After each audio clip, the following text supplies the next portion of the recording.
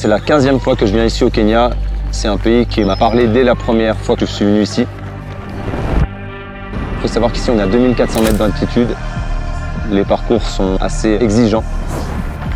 Sommeil, entraînement, alimentation, sommeil, entraînement, récupération, sommeil. Il y a du très très haut niveau, tous les groupes qu'on rejoint. Et les athlètes sont très simples, très accessibles, très humbles. On peut s'entraîner avec eux, échanger avec eux, faire des séances avec eux. J'ai un souvenir lors de mon premier run, un petit jeune garçon qui fait 2-3 km avec moi en courant. Je le recroise de temps en temps.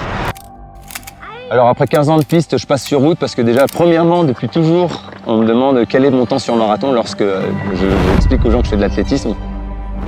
C'est la, j'ai envie de dire, c'est la distance reine de l'athlétisme et du demi-fond de manière générale.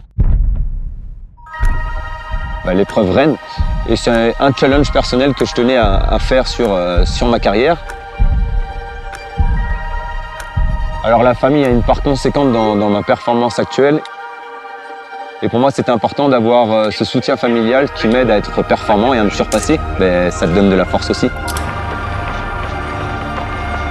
C'est un sport ingrat, je dis souvent, qui est dur parce que tu souffres énormément pour atteindre l'excellence.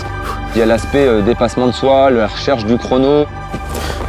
C'est un sport individuel mais à la fois collectif. Tu te prépares en groupe pour avoir une performance personnelle parce qu'on aime aller chercher justement une médaille ou un chrono record.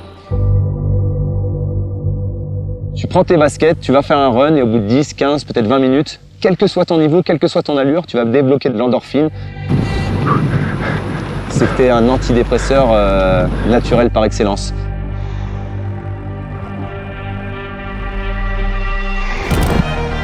Pour moi, c'est encore une fois un énorme plaisir d'être ici au Kenya. Retour aux sources. Le Kenya, c'est le berceau de l'athlétisme mondial. Enfin, c'est ici qu'on croise les meilleurs coureurs du monde et dans toute simplicité. Et ça, pour moi, c'est quelque chose qui me parle et qui me fait revenir année après année, stage après stage, sur ce site qui est vraiment atypique. C'est juste un plaisir de revenir en France avec cette terre rouge sur les baskets parce qu'elle est synonyme de travail, de sueur. Et ça, c'est quelque chose qui me plaît beaucoup.